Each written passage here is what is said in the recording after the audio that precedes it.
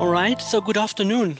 On behalf of the co-facilitator of this afternoon, good to see you back again for those who are already with us in the morning, and also a warm welcome for those who joined only by now for the afternoon sessions. So for those who are new to the family today, so to say, I'd just like to introduce myself briefly. I'm Oliver Somm. I'm a professor for innovation management at the Management Center Innsbruck, and I have been actively involved in the AlpBioEco project.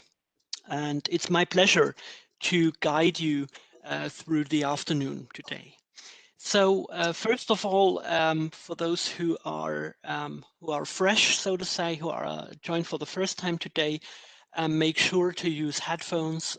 Please mute the microphone also in the breakout sessions if you do not want to speak out, so to avoid audio feedbacks. If you encounter technical difficulties, I learned that Google Chrome is preferable as a browser for WebEx applications, so that might be a troubleshooter as well. Try to minimize programs or applications running sideways in the meanwhile. And please do not log out of the conference, yeah, because if you re-enter, there might be some issues I learned this morning. So please, if you need a break, pause the camera and do not log out. And in order to at least gain the impression of interaction and that we are all like having fun together, feel free and feel welcome to use the reaction emoticons on the bottom of the interface. In the plenary sessions, all the mics will be muted just in order to avoid for any audio issues. So if you have a question, if you want to raise something, feel free to use the chat at any time. Yeah. And if you specifically encounter a technical issue, you can reach out to JustStream in a private chat message. Like at the bottom of the chat window, you see the send to option, and here you can choose JustStream, and he's the technical support. And he's doing an excellent job, by the way. So we also would like to encourage you again to share your experiences, share anything you like from today's AlpBioEco conference by Twitter, LinkedIn, Xing, Facebook, Instagram, whatever you like to use. Please just make sure to use one or multiple of the hashtags. Yeah? So these are the hashtags that we kind of follow, so we can make sure that your messages are distributed and shared in the social media. And of course, also feel free to join AlpBioEco and the AlpBioEco community. You can subscribe to a newsletter, and even as the project operationally has come to an end, nevertheless, for the next time upcoming, there will be activities, and we will keep you posted. And of course, you can also follow us on social media. So here you see the hashtags by which you will find us on Twitter, LinkedIn, and YouTube. All right, so this is the slide with our plans for the afternoon. So after this kind of administrative introduction and welcoming back, we would like you to take with us on a journey. And the afternoon, as Anna said in the morning, will be focusing on like stakeholder exchange. Yeah. So now it's about networking, it's about learning from each other, learning about different perspectives in the European bioeconomy. And so for the first agenda point, we will immediately start with business pitches. So we have invited 5 more or less mature companies of the European bioeconomy that might serve as a blueprint, and that might show how startups, how companies can be successful in the bioeconomy, and I think it would be highly interesting to learn from them also maybe about the barriers, the difficulties, the challenges they encountered and with which they had to deal. So I'm very much looking forward to the business pitches in a second.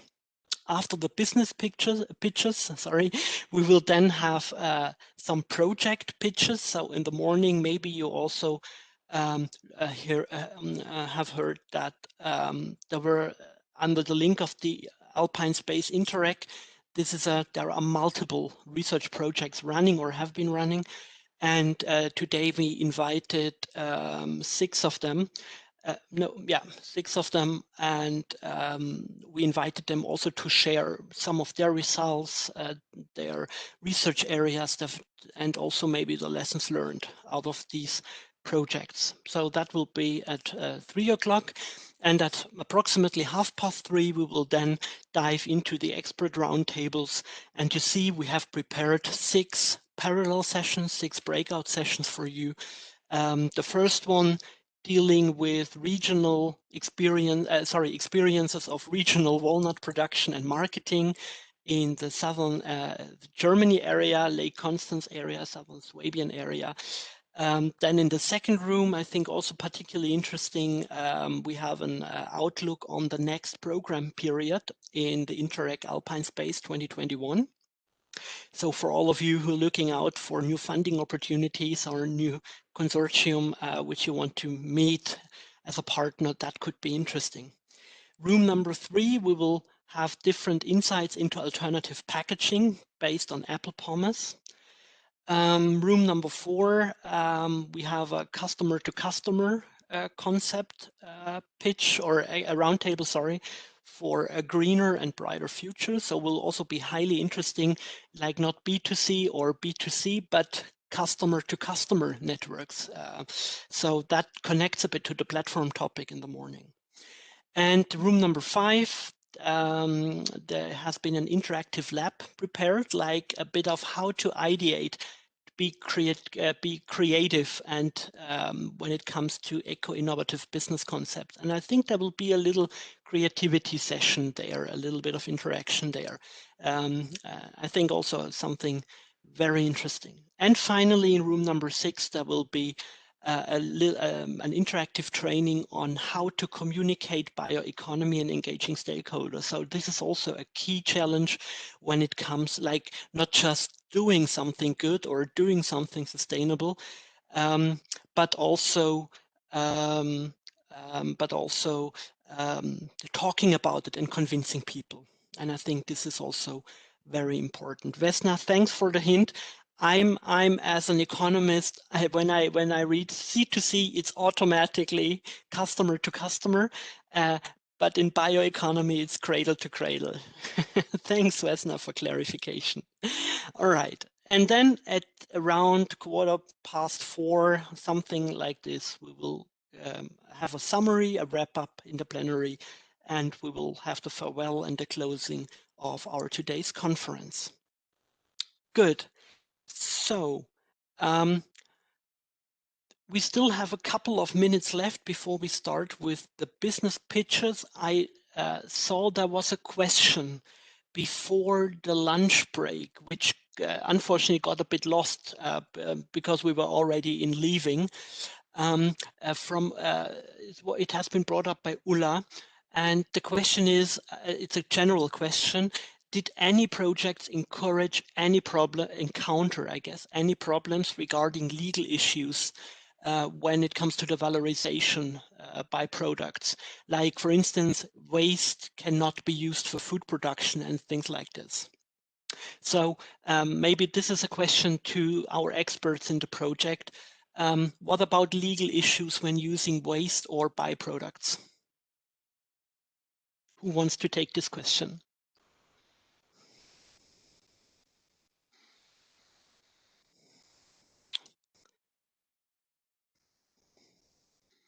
What is the status quo on this issue?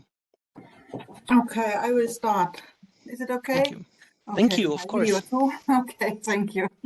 I will try to answer. It's not, perhaps somebody can speak too. First of all, starting with walnut. If you are doing, you are harvesting walnuts and you collect them, you have the walnut kernels. And from the walnut kernels, you can make oil. But walnut kernels are for nutrition, and therefore the walnut breast cake is for nutrition too. It's also something, it's food. And there you have no problem in this moment.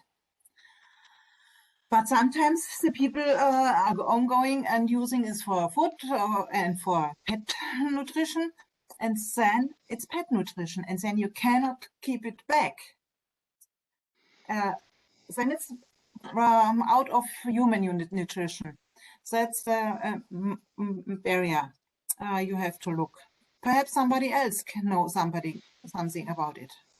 Okay, thanks, Connie, for clarification in the case of walnuts. How is this situation for apples? I think there I can imagine, because apple pomace is like waste. Like, what is the solution to redeclare, relabel it as non-waste, or what would be the solution here? Or do we need policy action? Yes, Oliver. Yeah. Regarding apple pomace, I think that in Italy we can use it as a byproduct. So it's not the things about wastes. It's different thing. Byproducts could be used, waste is not. But it's a very huge discussion. Is a special legislation about the now so-called end of waste. So it's very difficult because all is new in this sense. Sometimes big companies, for example, big companies that want to establish a new industry to reuse the baby diapers, launch this discussion about the use of wastes, because baby diapers are wastes, and then they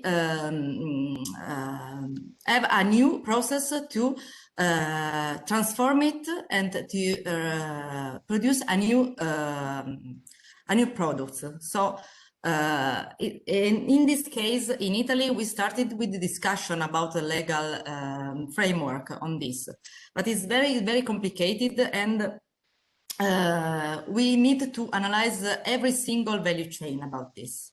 It's not so simple to analyze it, and maybe the discussion is on both on national and on European level. All right. Okay. So thanks for taking this question. I also see Lucas Hutter. That's a private message. Okay. So, but we have, if you're interested in when it comes to the final report of the project, at the end we have a section regarding policy recommendation.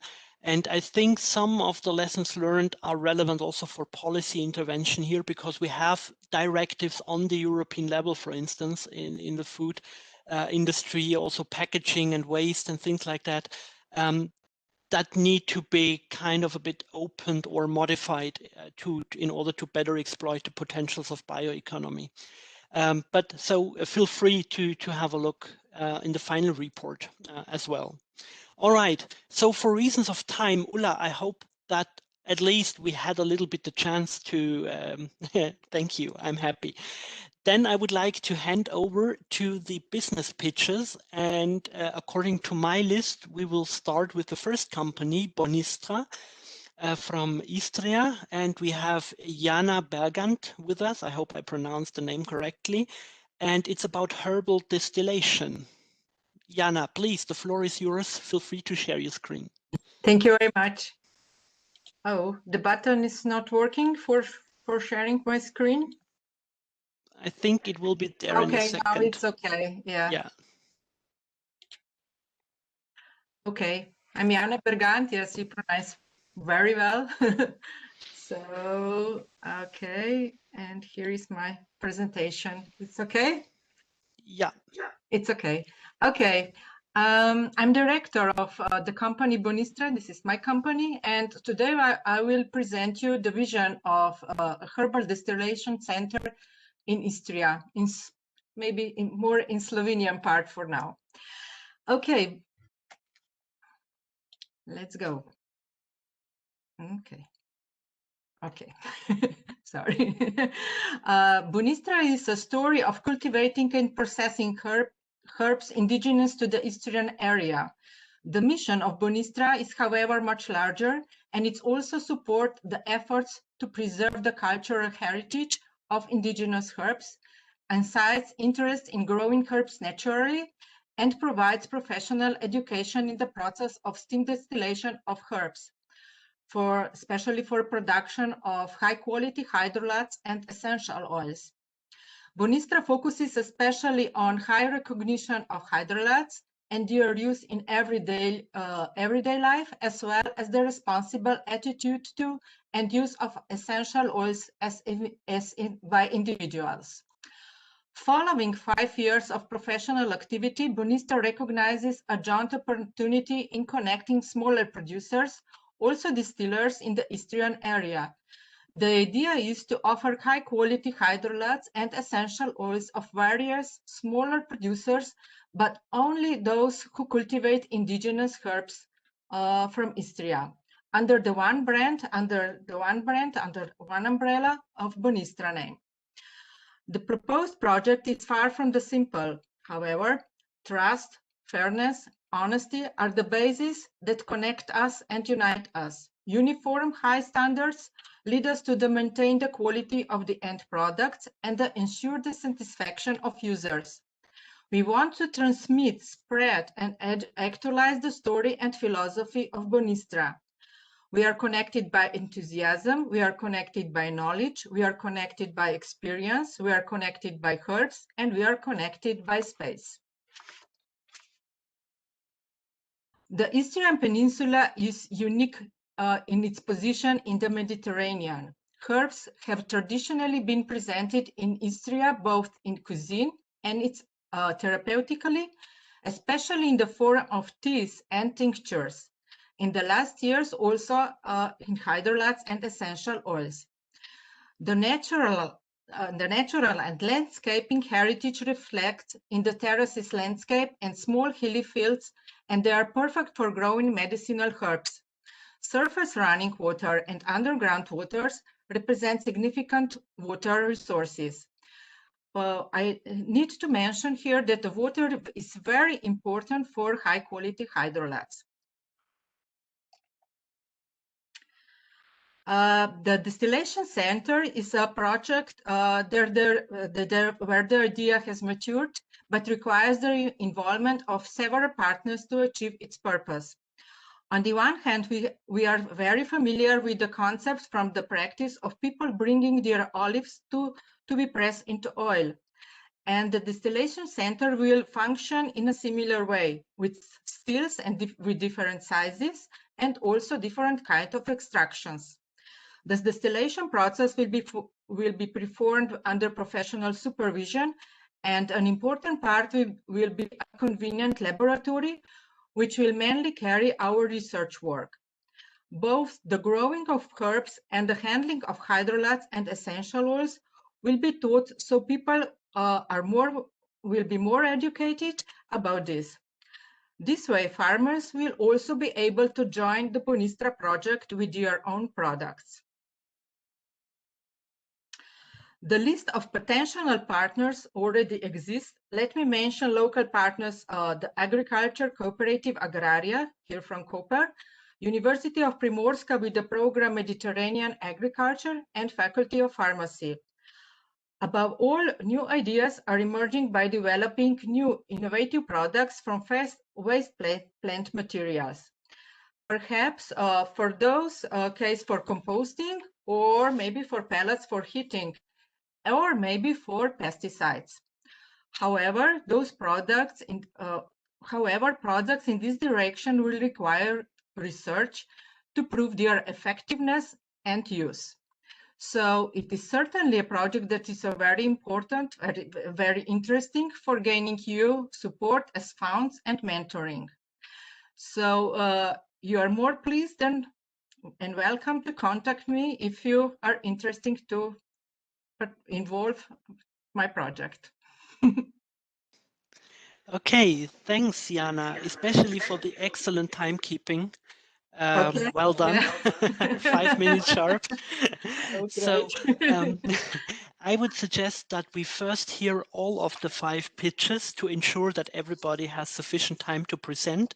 And in Yeah. case we have some minutes remaining afterwards, we then have the chance to have a little Q&A session. And as you said, for the participants, please feel free also to get in direct touch with the presenters. Yeah. All right. So thank you, Jana. The next one is an Austrian guy. So I particularly would like to welcome Alexander Heller from Helfe. Please feel free to share your screen and tell us a bit what your business does.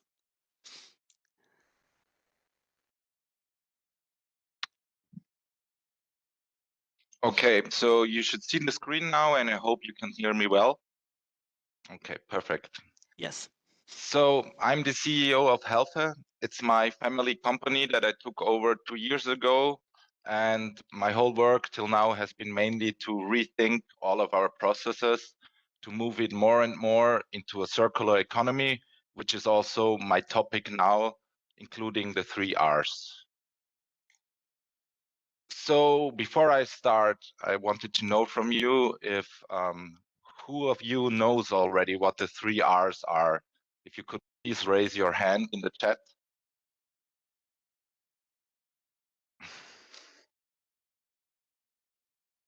So the 3 Rs for economy for me are the reduction of what you need, either if it's waste or if it's input material or if it's energy. Then the reusing of waste you've already used for the process, and of course the recycling of everything that cannot be reduced or reused. For me, over all of this, there's the big R of rethink, because rethinking is the start to all of these processes. So what do we do? Like I will explain you on the example of the Alpine hay flower that the AlpBioEco project was about.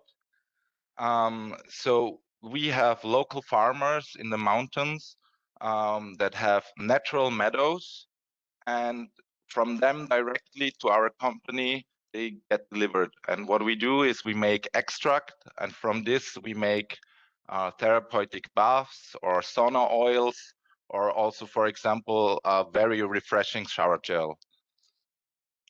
So this has the side effect by having a lot of those natural meadows that there's biodiversity for the insect life in our region. The farmers gain a new source of income, and with this source of income, they ensure that there's biodiversity through the meadows. And as well, for us, it's a source of original raw materials that we can use for our products. Also, what's very nice about this with the hay flower, we can source it from very regional, so inside of a 50-kilometer perimeter, from where the plant grows to the filled, bottled, and labeled product, it all happens here. So this is what we want to do with the hay flower, and by selling more of it and exporting it, we can ensure that there's more lawns with biodiverse plants. So how we use the 3 Rs. So the main thing is, like, after the extraction process, we press out all of the herbs to the maximum so that nothing of the liquid that's inside get lost, and we have less input material for maximum output. Okay. What's also very important, especially for me, is to reduce unnecessary packaging, especially in cosmetics and in more expensive cosmetics. There's a lot of packaging that is not really necessary and that the customer pays for. So by reducing that, we reduce waste before it even gets produced. One special example of this is our lip balm. Like, as you can see, like the expiry date and the charge are written on the side of it. And I myself spent like a whole day. So it's possible that we can print it on this very, very little field. So we don't have to use an additional cartonage packaging. Especially because, like, maybe you know it from yourself, you have a small dustbin in your bathroom and you throw the paper there, but from there it most of the time doesn't go to the paper bag, it goes to the rest. So what about reuse? What we started to do is we get our cartonage for nearly all of our product sendings from companies that are around us, because we say even if the cartonage can get recycled easily, it still uses energy to recycle them.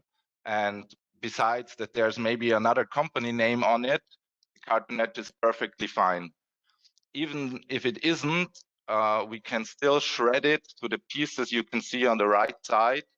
And with this, we can have material that will not, so our products don't break while we send it, and we don't have to use it another raw material for using this.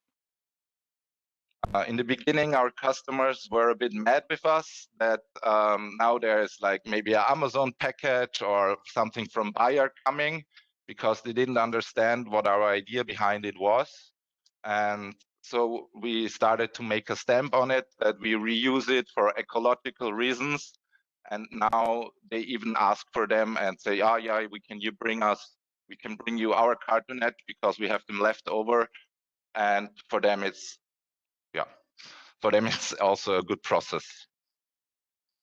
So what do we do about recycling? Of course, our bottles are getting recycled, but also the rest of our raw material gets directly composted 2 kilometers from here. And for our herb garden in the back of the company, we source the earth directly from there. We are also trying to work with gardeners so they can use our oak bark that is left from extraction for landscape architecture. And also when we have like hearings in our company, we show them the different plants that we work with, because with this sharing of values, we have new people that look after the nature like we try to do. So this is how we implement the 3 R's in our company.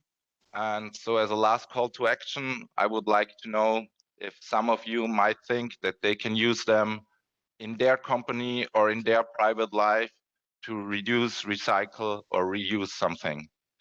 At last, our slogan, it moves your nature, and it should be that our products move the nature of the customer, and our work-wise in the company moves the nature around the customer.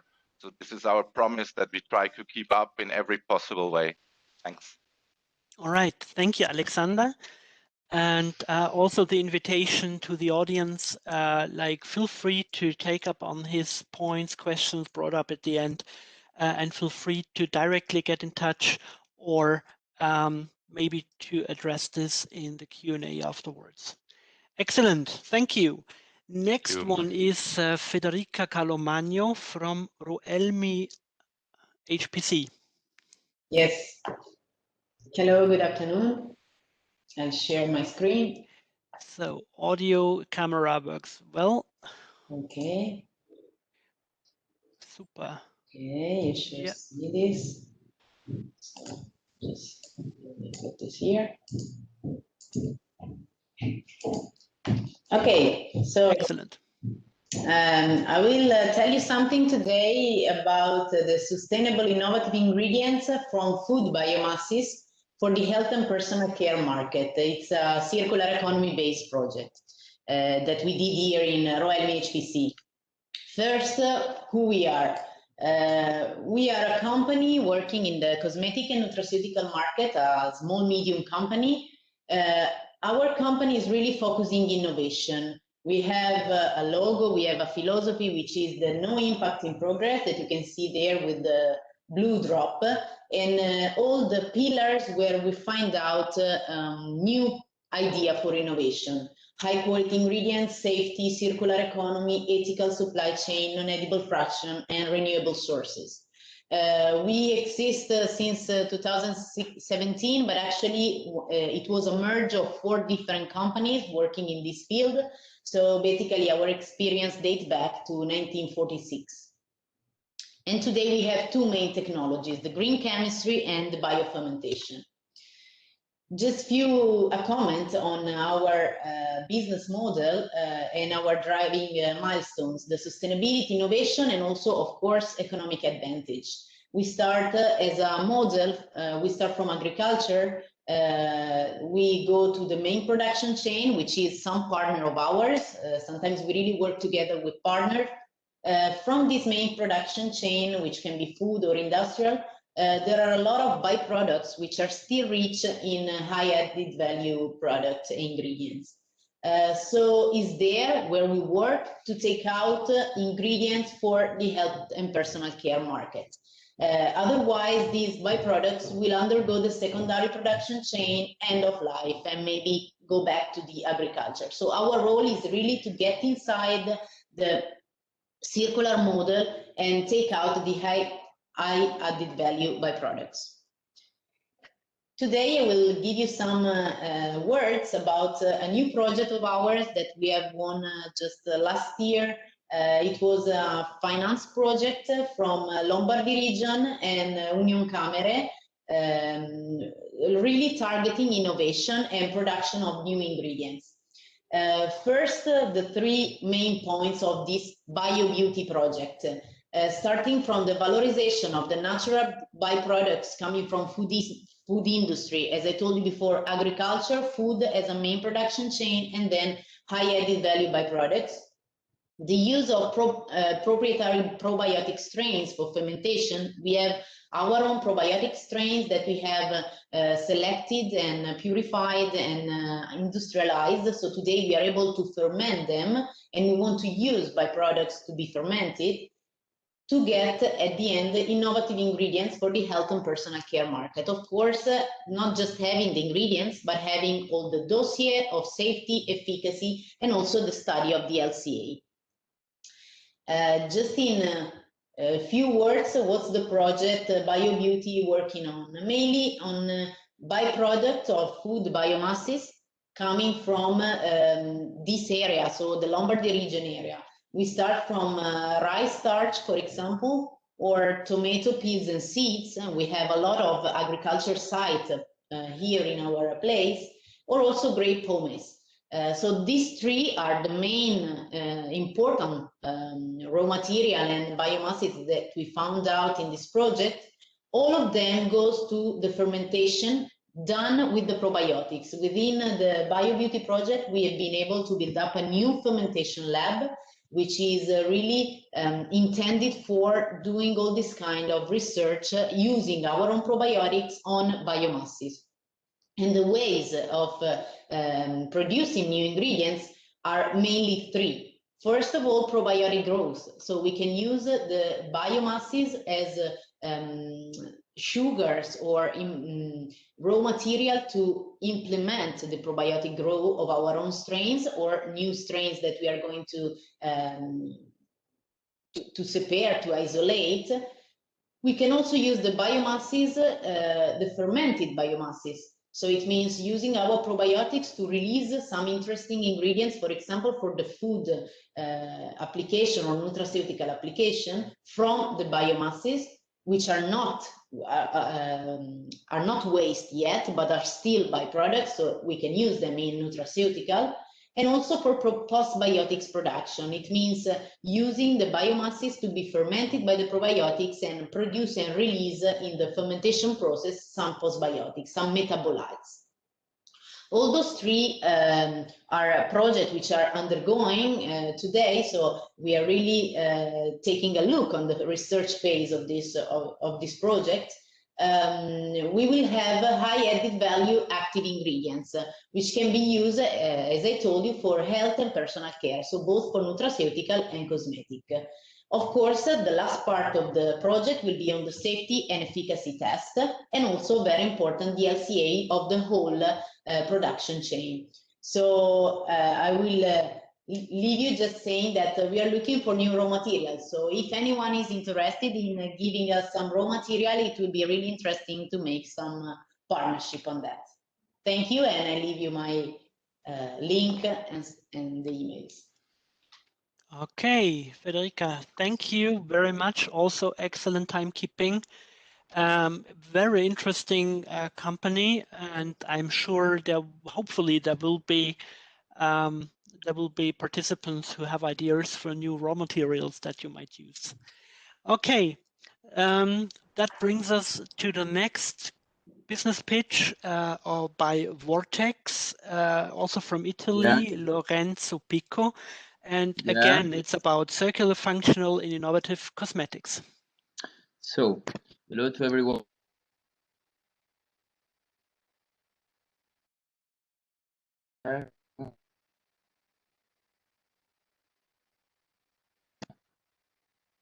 Can you...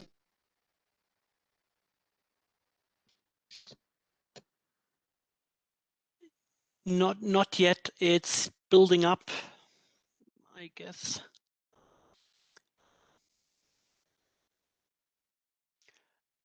Oh, there seems to be some issues with the line, with the connection.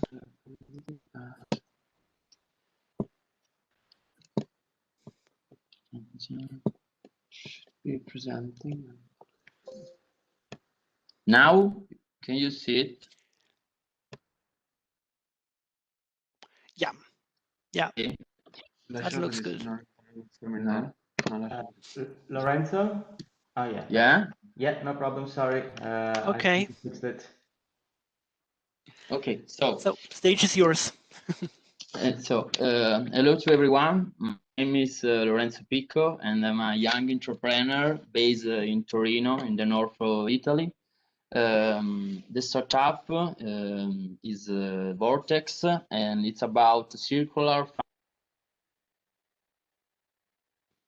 So when the idea became pilot in the Interreg Alpine Space program, as Barbara explained this morning, we start from apple waste, and we developed and studied a sustainable process to reuse this waste, and we obtained a raw material called apple paste.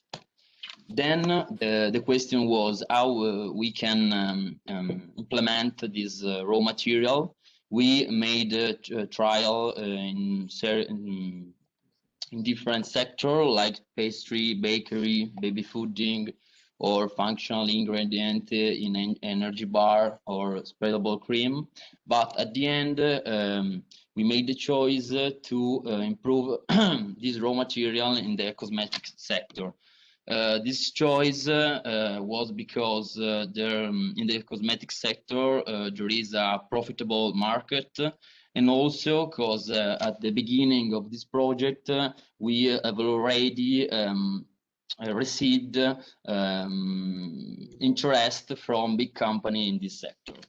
So we started and developed also a supply chain that it began with my agriculture holding, Magna Rosa, that it produces in an organic way slow food presidium apples. Then these apples are squeezing by the agriculture cooperative Frutto Permesso that it's next to my agriculture holding.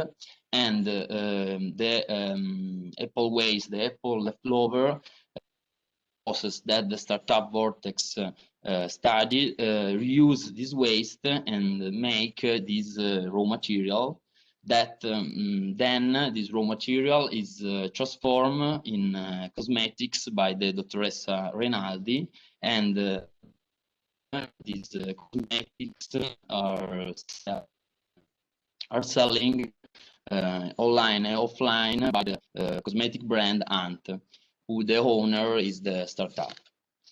And at the end, we want to show how we want to be sustainable in a different way.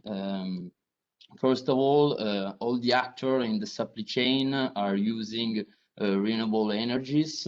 Also, we choose one material for the packaging. And also we want to be transparent with our clients because we want to show how we impact both in the positive and the negative way.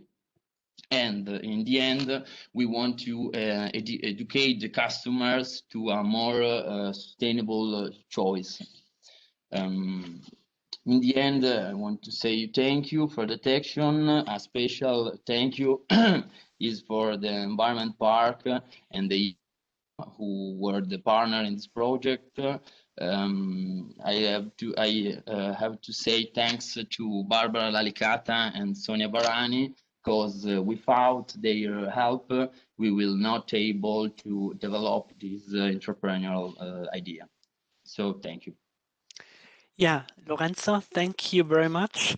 And I'm really happy to see that AlpBioEco resulted in such great business and startup ideas, and that there are really entrepreneurs who are willing to taking up on this. And so all the best, of course, for your business as well. So finally, we have our fellow colleague, Vivian Böllersen. And I'm very much looking forward to the Walnussmeisterei, Walnut Pioneers from Germany. Vivian. Yeah, hello to everybody. Do you see my screen now? Yes, excellent. Wonderful. Yeah, my name is Vivian Böllersen, and I'm the owner of the Walnussmeisterei. We are based in Germany, in north of Berlin, in Brandenburg.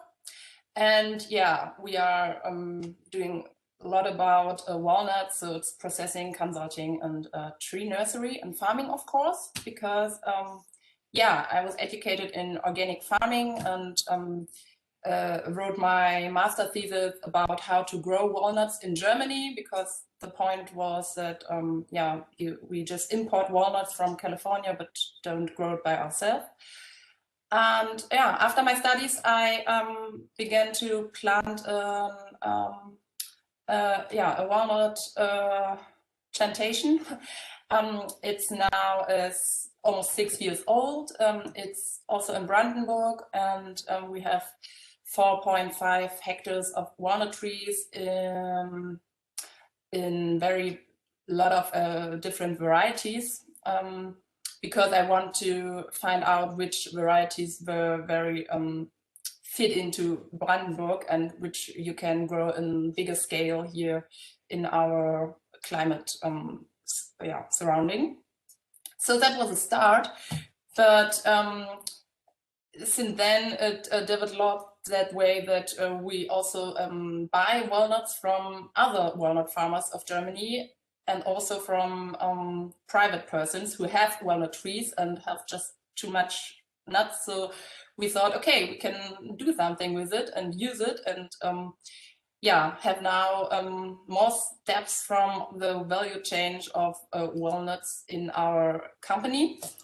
This is our yeah, cracking machine, which is really new since last year, and we are very happy with it, because with this machine we can produce a lot of things that I just write down here. Yeah, the point of cracking is I think the biggest steps, but to get into the processing of walnuts. And I had foil here to show you just what is in our shop. We really try to have a wide spreaded view about walnuts, what is possible, and we do not produce everything by at our place, but also make some cooperations with other companies who produce it for us in Brandenburg. So, for example, the walnut shampoo or walnut mustard, there are special machines needed that we don't have, so we produce it in cooperation. Yeah, but I'm still into this how to plant more walnut trees in Germany, and how could it be possible to make it in bigger scales, the farming here. So I make lectures and farm tours and consultations with other farmers, and try to spread this knowledge about walnuts in Germany. We as a company have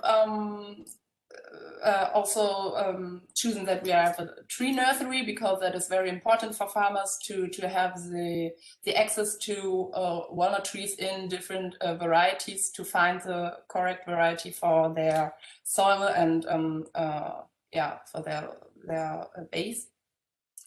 That is why we have this also included in our business. And all in all, we try to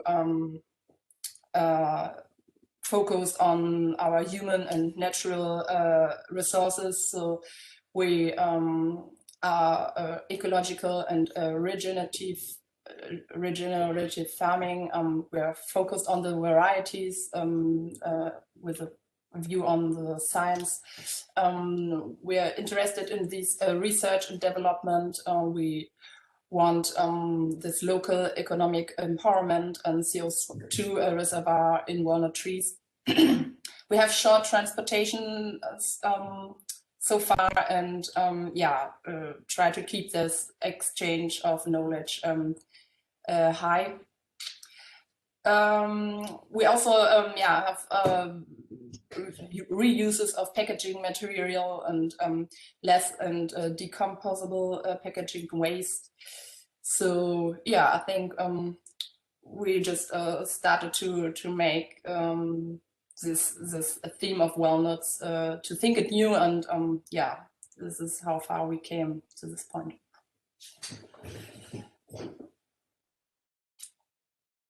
All right, thank you, Vivian, for sharing your insights. And I also learned during AlpBioEco there is a long history in walnut cultivation in Germany, in Europe in general, and there is so much knowledge available, but the knowledge is not gathered anywhere or not linked to each other. And so I think your idea of like being a point of crystallization for existing knowledge, existing experiences with walnuts, and developing them further and spread it again, it's a very important function you take here in the, let's say, innovation system of walnuts. Okay, thank you. So we have 10 minutes left. So please feel free. Are there any questions, remarks regarding the business pitches from the audience? Please feel free.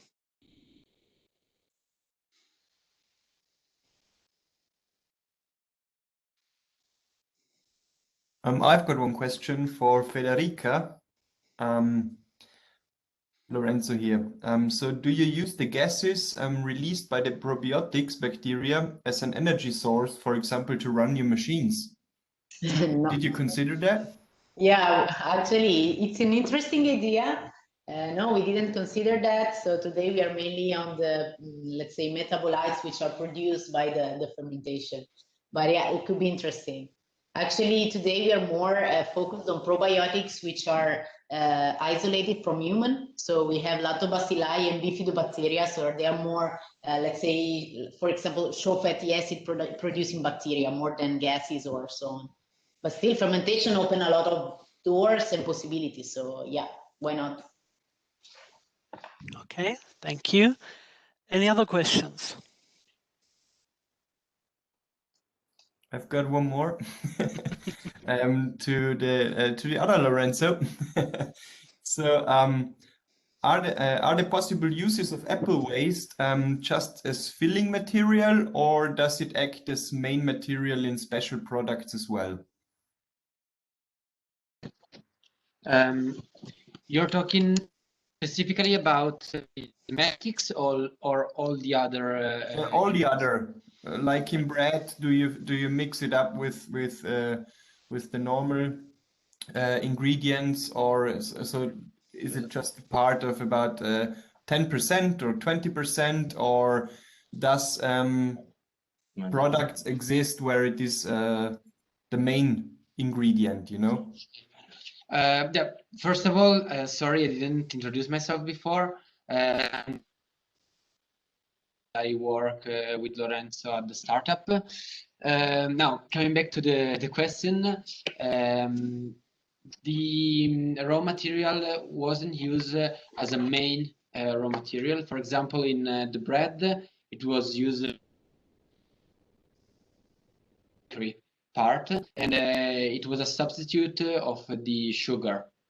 So it wasn't a flour that we use instead of the grain flour, but it's a substitute of a smaller part of the old. So does it contain sugar? Yeah, because it's basically only a dried and smashed apple. So it contains all the sugar that the apples contain. Perfect, cool, awesome. And the cool stuff is that it doesn't contain any gluten. So it's perfect for gluten-free products. The fact is that in a market as the one of the bakery, it's a little bit harder, and it requires higher volume of raw material. So that's the reason why we decided first to create a cosmetic brand, and then maybe in 4 or 5 years, if the cosmetic brand stabilizes itself, we definitely want to implement a new brand, because our final goal is to really utilize those wastes and fight the food waste in the procession of the food chain. Okay, thank you. Very interesting. We have a question in the chat from Marco Munoz. So I think it's open to all of the companies who'd like to take it. How do you assure the same or a similar quality, a constant quality of your product when you receive raw materials, byproducts from so many different producers? Who has an answer? If we can start, it's really an easy answer for us, because right now we have only one is actually the Lorenzo's Agriturismo, and so we know exactly which are the apples. The transformer is like 20 kilometers close to the production site, so we have a complete control on the supply chain. Mm-hmm. Maybe Viviane, you have some experiences on this as well, I can imagine. Of course, that's a problem, because you have so many different qualities of walnuts find here. So it depends on your customer. When we have a lot of direct marketing just here from the farm off, and then you can communicate with your customer and can explain why it's different. It's not bad or worse, but why the quality is not always the same. So sometimes the nets are just bigger or smaller. There is no big problem. But if your customer is a bakery, for instance, you really need to have this quality which is always the same, and that is why we are looking just for for varieties which have this quality. So we can divide this, so these customers and this. Okay, so maybe it's also a little bit about educating, training the producers or the farmers about how to ensure a constant quality. Alexander, you had indicated Can I just a question ask as well. one question to add to something to Vivienne? Hello, can you hear me? Yeah. Oh yeah, Yeah. okay. Is it possible, concerning the different quality levels, like in the milk production, that you separate the special fractions of milk, you know, because there is a lot of variation in the fatty acid profile, for example. Is it possible for walnut as well? So you can homogenate different levels of walnut concentration oil, kind of. You know what I mean?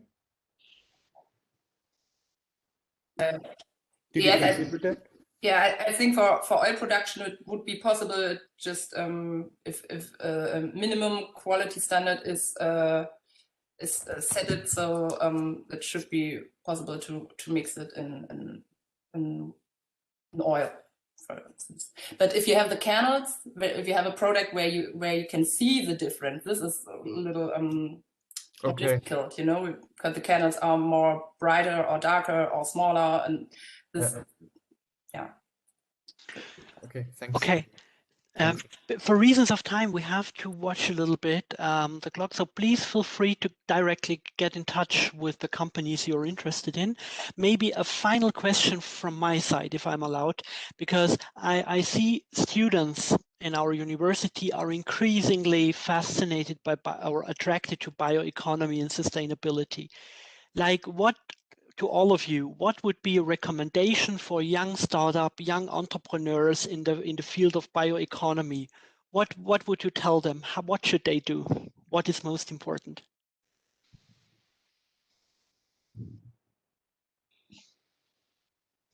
Not only for students, I want to. Of course, for general, for startups, for if somebody now says, oh, I want to start my business as well.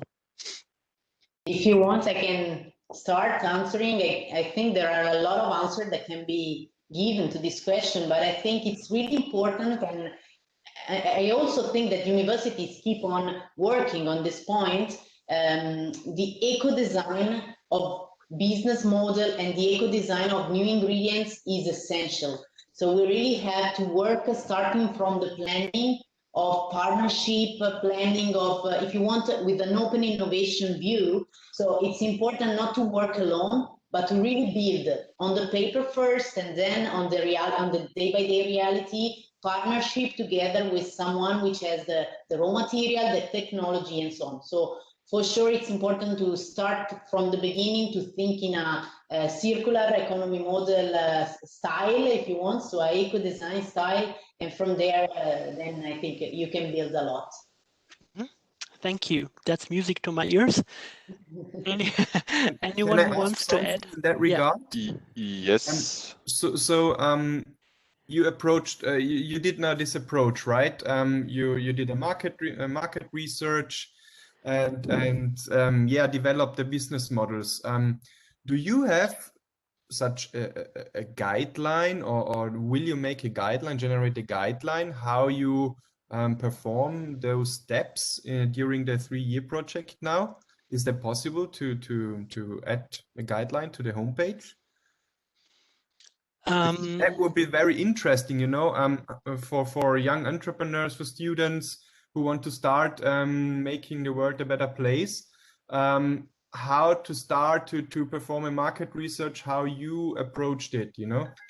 Yeah. That would be awesome. Yeah. Okay, Bennett, thank you, Lorenzo.